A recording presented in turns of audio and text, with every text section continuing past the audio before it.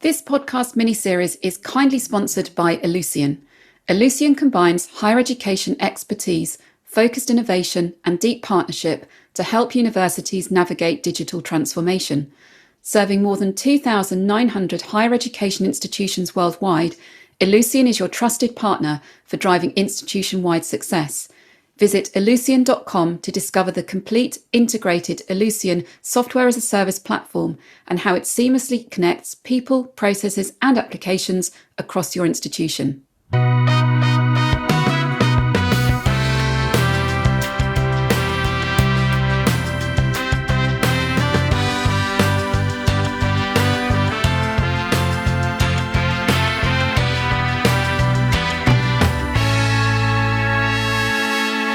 I'm Susanna Marsden, and welcome to Job Shadowing HE Managing Change mini-series, sponsored by Ellucian. Each episode hears from guests about managing change initiatives happening in their organisation, their role within that, and some personal reflections on working in a change environment. My guest in this episode is Helen Langley, Project Manager in the Change Support Unit at City University of London. Helen has and is managing a number of projects designed to enhance the student experience, and in this episode, she provides an overview of these developments and her role in helping change work well. She also shares more about how she got into project management, offers insight into the framework that underpins change projects at City, and reflects upon the downs and ups of being a project manager in a fast-paced, changing environment.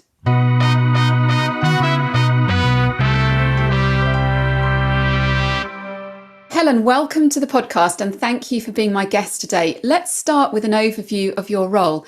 You're project manager in the Change Support Unit at City University of London, a role you started just over 18 months ago. The project manager is a central part of helping change work well. Can you tell us a bit more about what's involved and the main responsibilities in your role? Sure. Well, thank you for inviting me onto the podcast, first of all. In terms of my role as a project manager, I suppose one of the most important things is creating and then implementing a project plan. So obviously knowing what we're trying to achieve, when we're trying to do it by, all of the different steps that are involved in that, and the responsibilities that other people will have who are working on the project. We'll usually have a project team, so I would manage the day-to-day interactions of that team. So, for example, we might meet on a fortnightly basis or whatever was the appropriate frequency. I would chair those meetings, make sure that everybody's prepared and knows what they need to contribute. We'll manage the budget, any other resources that are associated with the project, and also managing risks and emerging issues is a really key element of the role. So trying to kind of anticipate what might be the worst case scenario, things that can go wrong, and trying to figure out solutions that would help to mitigate that.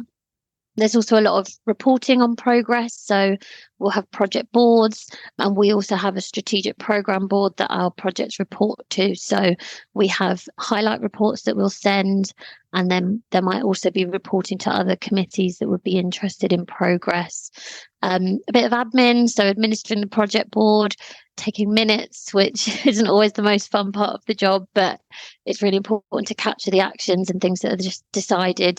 And I suppose just kind of generally getting things done. So you might have to do things that aren't strictly within your remit, but they just need to be done to get the project moving.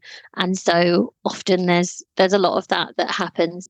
And I guess alongside the sponsor, you would expect a project manager to kind of have a real sense of how things are going, the progress, the momentum, how people are feeling about the change in the project. And so trying to sort of bring that together, the people side as well as the technical side of things. And I know there's lots of change happening at City in relation to the student experience. It's a central London university with around 21,000 students and about to become around 26,000 through City's merger with St George's to create a combined institution. Can you give us an overview of the type of student-related projects you've been or are managing at City and what they aim to achieve? Yeah, there is a huge amount of change happening. We had a new president come in a few years ago with a really ambitious new strategy. And yeah, as you mentioned, quite a lot of that involves projects relating to the student experience. So, in terms of ones that I've been involved in, we've done a student feedback project to deliver a new online platform where students can give feedback in real time and staff can then respond to that, acknowledge, create a bit of a dialogue, and give students a sense of community in an online space that they don't necessarily have currently. So that was a really positive one. Also delivered a project to roll out a mass emailing tool to our schools. So we had it centrally used for staff communications and central student comms, and we've rolled that out to the schools and also done some work to generally kind of look at improving some of the consistency around student communications. Also been involved in a project to remodel our sport offer.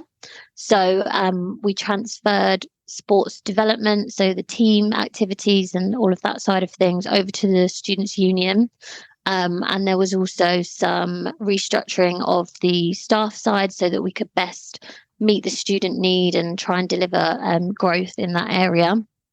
And I'm also currently involved in a project called the Student Gateway. So it's actually a really exciting construction project where there's a manager from property and facilities who is overseeing the redevelopment of a building. But the business change side of things, so the teams who are going to be working in that new space, there's a project to, essentially redesign the service and the operational model. And so I'm working on that at the moment. So that's a pretty large and exciting one. So you've been in post for just over 18 months, and hearing what you've just talked about there, it's clearly been busy, and you've been clearly at the heart of a lot of change. Tell us a bit more about your career background and how that's taken you into the project role manager you have now. I've been working at City for about 5.5 years.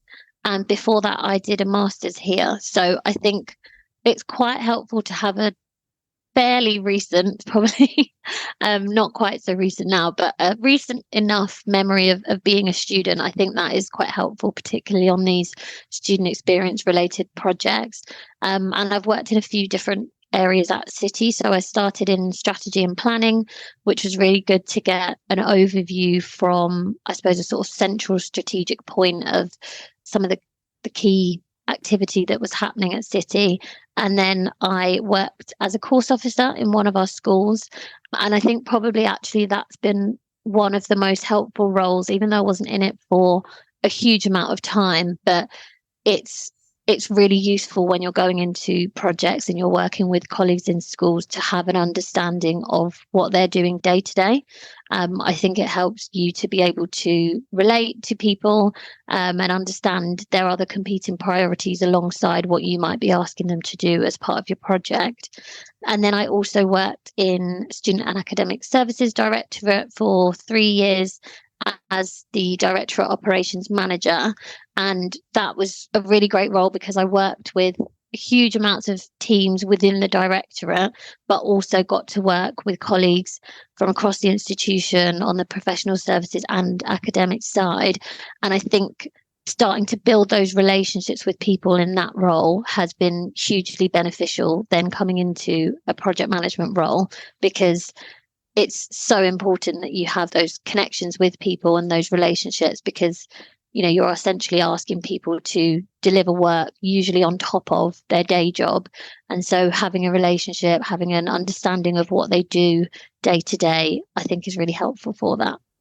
And alongside the sort of the career experience that you've had there with your jobs, have you undertaken any formal project management training to help you in the role that you now do? I have a Prince 2 foundation and practitioner qualification. And I also did an apprenticeship whilst at City, and there was a project management module within that. I would say the Prince 2 was definitely helpful. It was useful to kind of go really in depth into some of the theory, but actually in reality, you don't use half of it day to day, I would say. And City has its own project lifecycle, and I'm sure other institutions have their own framework that they work towards. So it's a useful grounding, but it's really important to be able to adapt to the framework that your university uses.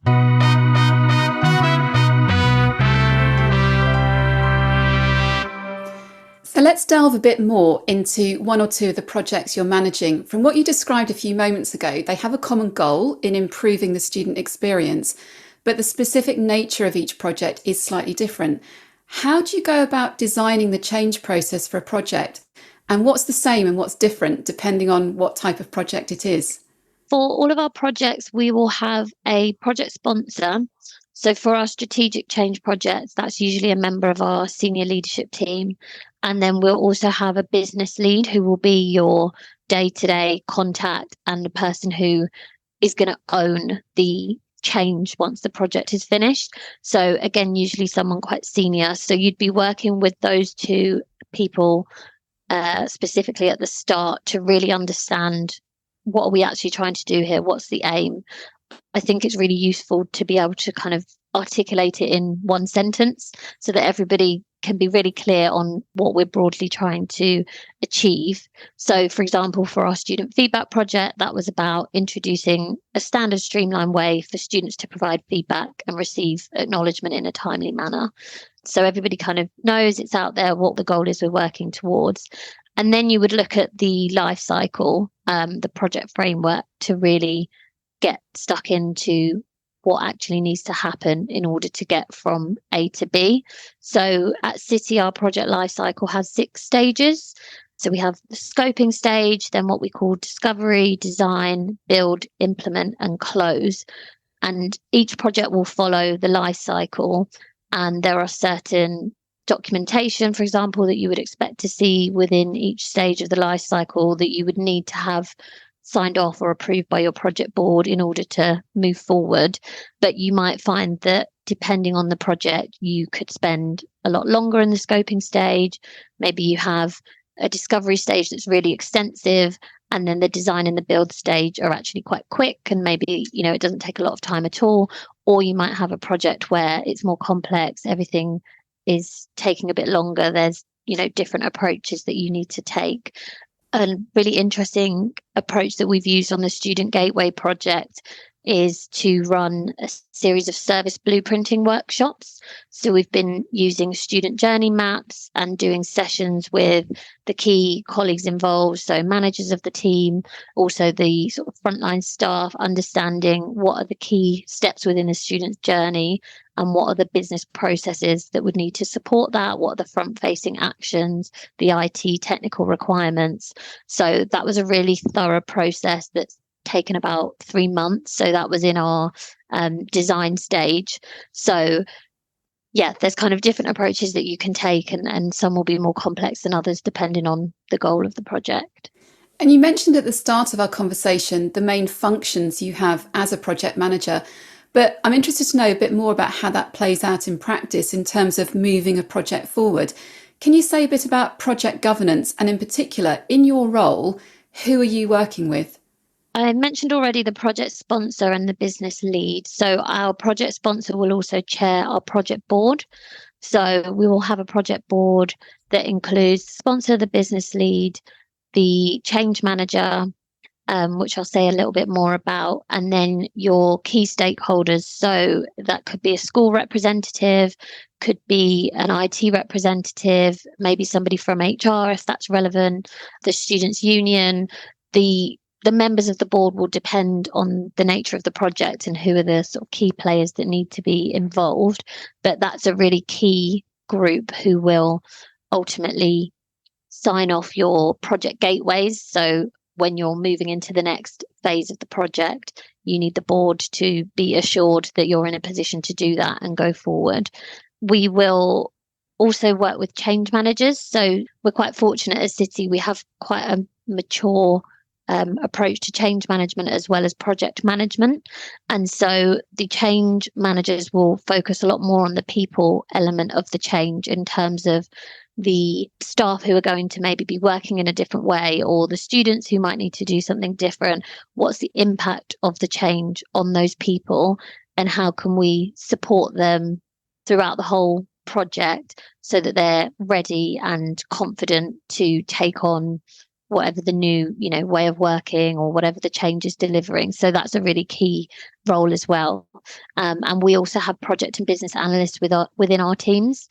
who will sometimes sit on the project board, and they are really crucial roles, particularly in the early stages when you're trying to understand what is actually happening now, where's the data that we can, measure from, so that we can then demonstrate that we've actually made impact and made improvements. So yeah, those are some of the key roles in the day-to-day and in terms of the governance. And then we also have a strategic programs board that oversees our whole change portfolio.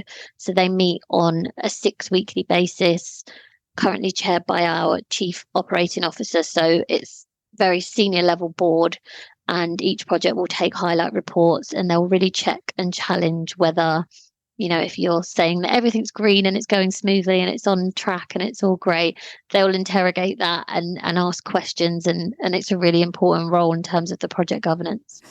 The project plan is clearly a core part of managing progress and managing the change and keeping things on track. But institutional life happens, and I guess sometimes plans do have to adapt if circumstances beyond someone's control change. You have a role in managing the project as project manager, and at the same time, it's unlikely to be reasons relating to you or to your role that plans need to change. How do you go about preempting or responding to those unexpected or unplanned situations to keep people's confidence in the work? Building contingency into your timelines wherever possible is definitely a key one. Knowing that you've got a bit of extra time in places to play with is very helpful, although it's not something that you always want to share with your stakeholders.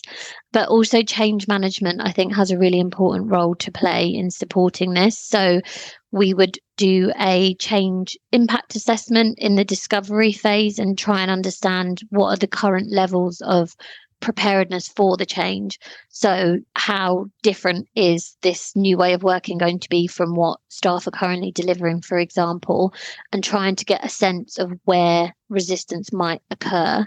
So yeah, either through the change manager or the project manager as well, speaking to your key stakeholders at the outset, understanding what their other priorities are and trying to adapt your plans around that. So for example, if you're trying to engage the registry team to deliver some key activity for your project, September is probably not going to be the best time to ask them to engage with that.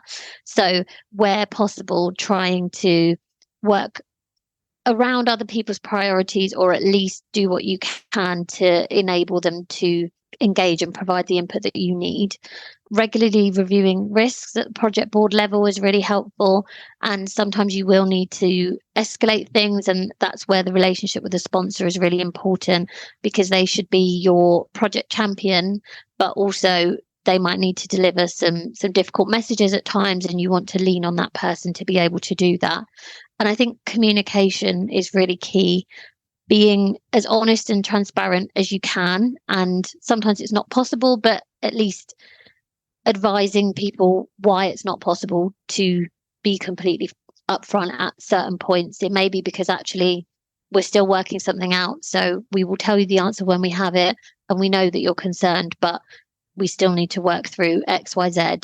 I think if you can be as honest and authentic when you're communicating to people as possible, that helps to manage expectations, particularly when everybody starts to get a bit stressed and suddenly kind of overwhelmed and realizing that the scale of change that we're trying to achieve.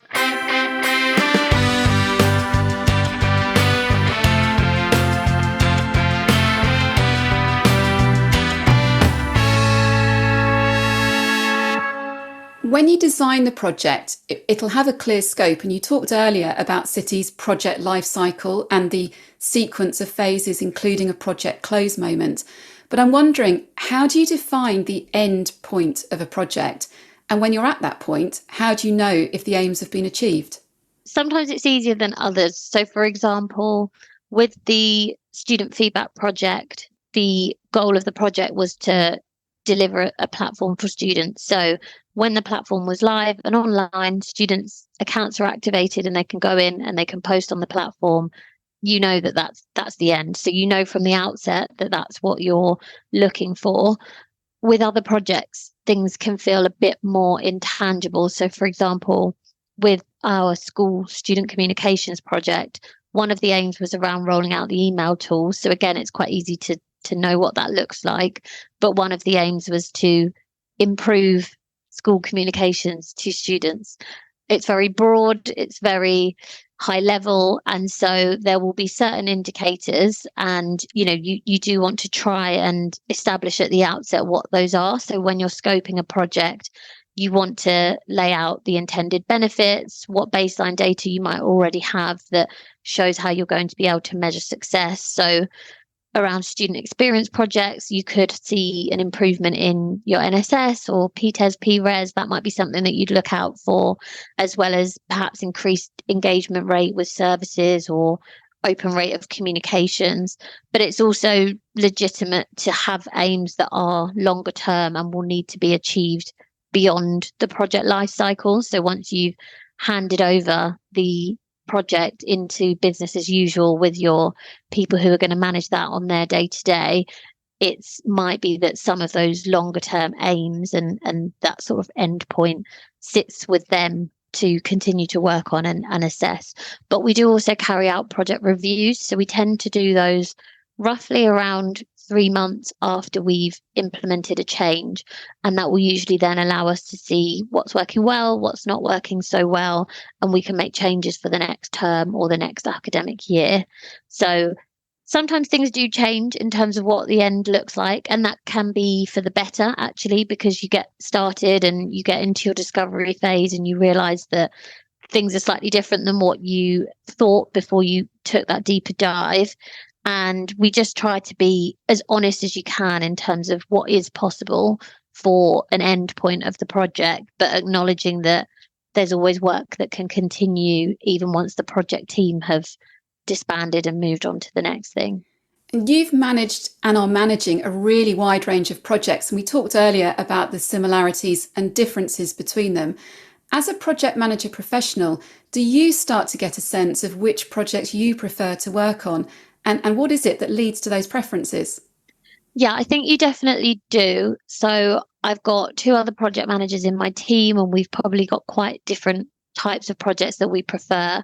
I think it relates generally to your personal preferences. So some people will be really interested in the systems and technical side of things. They'll like working with IT on those sort of complex technical projects.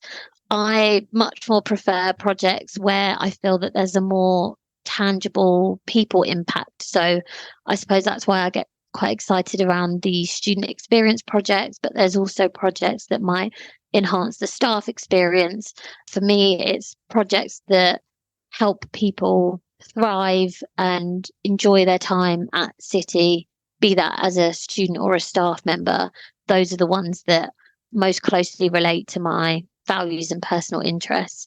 So you can't always choose, but I think to know the types of things that you do get most energized by is really helpful, and you can try and put your case forward for which ones you get to work on. And seeing that outcome of change and knowing that you've played that part in achieving it, that must be a really satisfying part of being a project manager. You've created something new, which you know is going to be of value or benefit, as you say, to students or to staff. But what would you see as the most challenging part of being a project manager? And what do you draw upon to face those challenges? Encountering resistance is probably one of the biggest challenges. When we were working on the student feedback project, there's a big change for staff in schools in terms of how they respond to student feedback, how they gather it. And it's quite easy from an outside perspective to think that perhaps it's quite a straightforward change, but actually we did encounter a huge amount of resistance. And it's really important to understand what the real issues are. So those people relationships that I mentioned earlier are really crucial. And if you can have a good relationship with your stakeholders where they can be honest with you about what some of the challenges are, that's a really helpful way to move forward. And sometimes you'll find that what initially looks like resistance to your project or a particular element of your project might actually be something different. So I think I mentioned previously the volume of change in our ambitious new strategy. And actually, I think at that time, whilst there were some genuine concerns around staff workload, which we wanted to make sure we would address, actually there was a real issue with the volume of change that schools were being asked to engage with. And almost this project was slightly the straw that broke the camel's back, rather than there being too many specific issues with this project in particular. So it's really important to understand, what are the real motivations when people are expressing resistance in different forms. I think one of the other things that I find challenging personally is sometimes that people can see you as the face of the change because you're going in and you're perhaps running workshops, you're very vocal and present in meetings. People might see you as the face of the change and think that this idea that is the worst thing that they've ever heard of and it's changing everything about the way that they work. It's all yours, it's your creation and you're doing. And that can be quite difficult sometimes. But I think it's important that one of the things we're working on as a team is to try and equip people managers and our sponsors and our business leads to really take ownership of the change. And so the people managers should be delivering, consistent positive messaging around the change so that their staff members feel confident in what's happening and that they're being brought along with the change rather than it's being done to them. So in theory, my team should really be just facilitating the change and not seen as the ones whose idea it is. But sometimes it's tricky to get that balance. And yeah, I do find that difficult. The other thing that can be tricky is when you're working with more senior colleagues in your project teams, just the volume of other work that they're engaged in. When you need activity delivered by those people, it can be tricky because that they just have a huge amount of competing priorities and less time to physically or virtually be in a meeting. And so trying to find workarounds so that you can get what you need from them, whilst also acknowledging that they just don't have the same amount of time as somebody who's perhaps been given a set amount of time to engage with the project per week. So it's just balancing the different capacity limitations of some of your project team members. There's lots of change happening at City. There's lots of change happening across the sector. And it's clear from talking with you today the critical role that a project manager has in making change work well.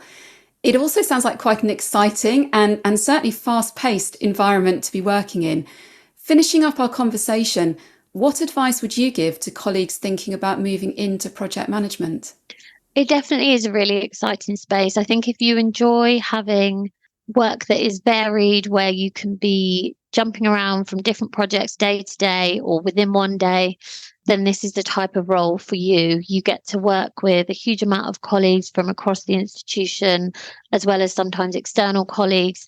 And I think having an understanding of the people element is really, really key, I think, to being successful in this area of work. So understanding the importance of building relationships with the people who you need to deliver activities for you, but also the people who are going to be impacted by the change. I do think it's important to make sure that in terms of your personal objectives, you have broader objectives than just delivering your projects, because sometimes when things aren't going well, which does happen, it's inevitable, you can get a bit of a sense of personal failure if you don't have any other objectives to sort of measure your success by.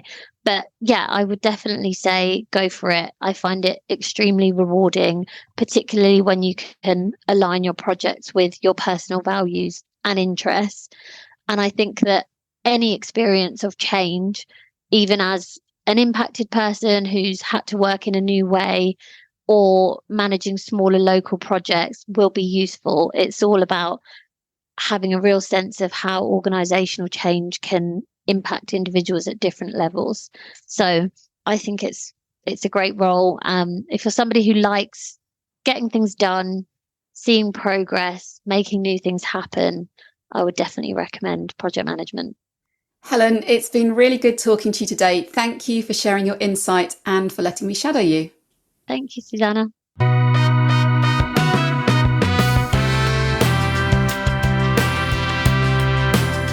Thank you for listening to Job Shadowing HE. The podcast was written and presented by Susanna Marsden, audio production and music by me, Rodri Marsden.